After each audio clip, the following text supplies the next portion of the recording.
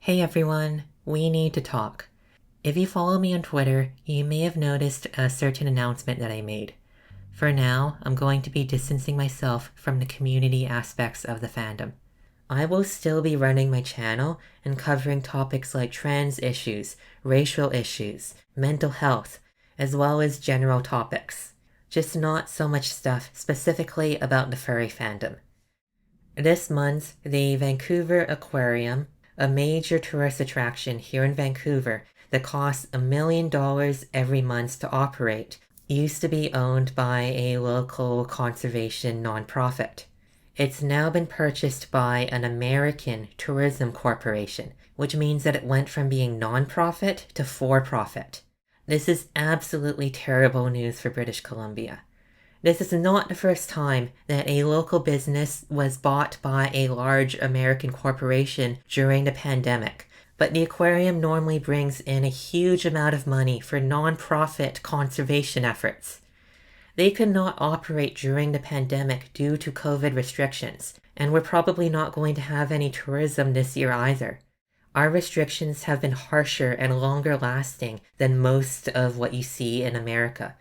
To put things in perspective, indoor gatherings involving multiple households have been completely prohibited since December.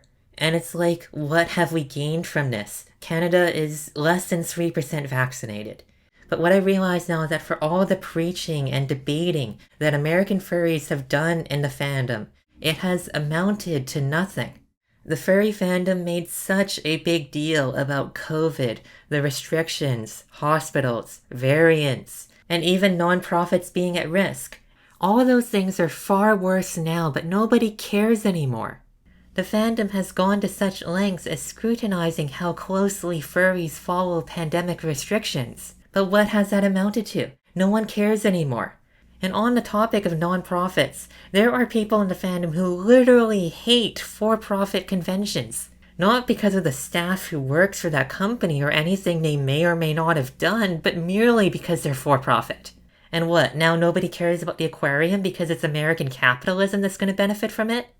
Last year, after the election, I said that I felt like most furries cared more about partisanship than the minorities who would be affected most. We've seen how little the Democrats care about Black Lives Matter. They said that they no longer needed to have kids in cages, but now they've just become unaccompanied migrant children in immigration overflow facilities. It is literally the same thing. When I involve myself in the fandom now, I have to convince people to care about the topics that they were preaching about earlier this year. What I'm complaining about now isn't even about COVID or the aquarium. It's about US politics and how it completely distorts all discourse in the fandom. People are only debating topics and acting morally superior than each other because they have an agenda. My agenda is helping people. That is why, as I distance myself from the fandom, I will still be able to create videos that help people.